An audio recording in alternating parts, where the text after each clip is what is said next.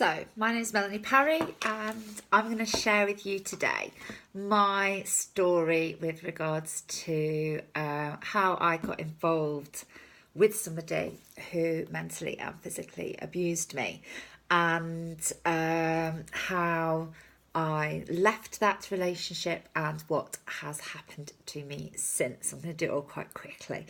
But basically, I got involved with somebody, and at the point in time that I met him, he had a girlfriend, and so I wouldn't get involved. But he told me that he'd left her, and so a relationship started to begin. And it was a very full-on relationship. It was full on very quickly, and I was made to feel like an absolute queen. I was taken away. I was told how beautiful I was, and oh goodness, honestly, it was just proper. It was laid on thick. And so that was how it started. And at first I didn't really suppose that it wasn't particularly obvious what was happening, because the first sort of signs that things, looking back, weren't right were things like controlling with regards to the clothes that I was wearing. So I was, in my early 20s, so I had a quite tidy little figure at the time.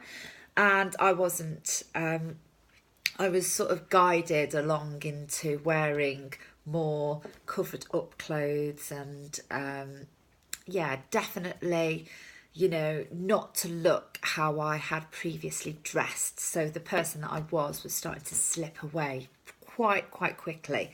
I think that started to happen with regards to the controlling, with regards to the clothes. Then that was swiftly followed by starting to sort of draw me away from friendship circles that I'd had since school even.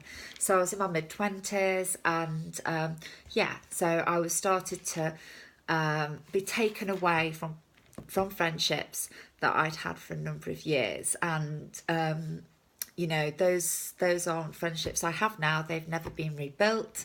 But that's okay. New friends have come along. But yeah, so started to withdraw from friendships and was more taken into his friendship circle, his family, and just slowly removed away from who I was as a person. And so that sort of was a gradual thing, over probably the first, I'd say, 6 to 12 months of the relationship. Then once I was firmly, starting to be that manipulation of who you are and what you do, and what you're wearing, who you're hanging around with, the influences that you have. I can still remember the first time that actually he hit me on the leg, and it was in bed, and it wasn't fun. It wasn't that. It was we were living at his mum's at the time, and he hit me on the leg, and I had a huge bruise, because it was a big, I do bruise quite easily, but that was quite easily hidden, obviously, on a leg. And I felt it was my fault. I was made to believe it was my fault. And I believed that at the time. It's never okay. It wasn't my fault. It wouldn't matter what I'd said. So because I'm quite strong-willed, I'm not going to back down. So I wasn't strong-willed on a lot of things, but on certain things I was. But so that was the first time. I think the second time was on my arm, and that was, again, hidden, but probably not so much so. I don't know if anybody actually saw that. I can't remember if his mum saw that. And then I actually had a black eye, and I had to work. I was working in an office at the time, and I can remember going into work. Thinking about it then, that was probably when I think alarm bells were probably ringing for people I worked with. So I would imagine my family were already having the alarm bells. But with regards to work, I think it was probably highlighted then. they were already probably seeing somebody. So the interesting thing is I'd started work was when I was with him, so they didn't know what I was like beforehand, but I think they probably got signals as to the kind of person he was. And then we moved in together, we bought a house together, and I actually lost my front teeth, so this is a crown thanks to having a remote thrown at me. So so all of that happened, and all whilst this was happening, what was also happening is obviously the mental abuse was continuing, but it was on an even more emotional level. So this guy did not know how to he didn't like just having one girl, so he was constantly going missing. He'd go missing for days, like go missing for a whole weekend, and he'd just go out on massive benders, and he was obviously sleeping around. And then I married him, and you have to laugh about it, really. And then I married him, and he had a huge affair. So he had a massive affair, which I discovered, and that was it. That was it. That was my release. And it's interesting. People say, do you regret that I married him? And I don't, because when I got married, like everybody, I believed marriage was for life. And I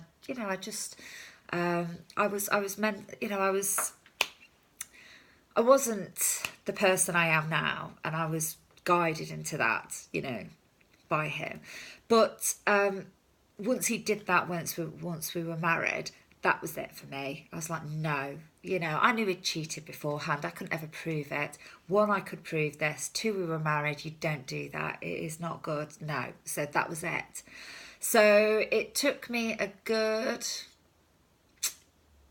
3 months to leave him completely. So he sort of left me, which was a bit bizarre. But then he wasn't really leaving me, I don't think. And it continued and continued and continued. And at one point he sat on the floor in front of me, and he was on his knees. He'd got into the house, so he'd left. I'd changed the locks on the house so he couldn't get in.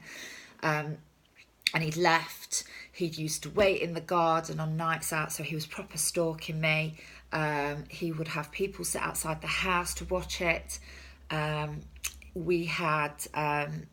and then the one night he turned up and said, you have to let me in this house, otherwise I'm calling the police. So I did, because I was like, oh my God, we are actually married, and this is actually his matrimonial home, so maybe the police would let him in. I don't know, still obviously controlling how I thought. And he knelt in front of me and said, you will never ever leave me. I will kill you first. And I looked him in the eye and I said, I would rather be dead than spend the rest of my life with you. And that was it. It was sort of, that was it. And he left. I don't know if he left I can't remember how he left exactly. But that's the defining moment for me, was I just said, and he left. And I was doing a log for the police. We got divorced, and that was it. And I've moved on. The reason I want to do this video is I want people to know that it doesn't always start out really bad. It started out like I was a princess, and the mental abuse with regards to the clothing, it doesn't always start. I was too far involved by the time that first punch on that leg. I was too emotionally involved. And but that was like 14 years ago now that I left. Probably over, I can't think, probably 14 years this year, 15 years this year. And it basically, life is so good. So I remarried, I've got 2 beautiful children, and I've gone on to have a really successful business. And I went through a period where I had no belief in myself. I had literally none. I had no confidence, no belief.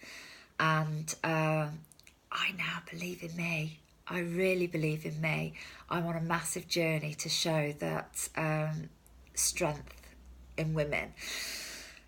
Um, I am just, I just want to help other people to know that that current situation does not define you. It does not make who you are, and it is not the end of your story.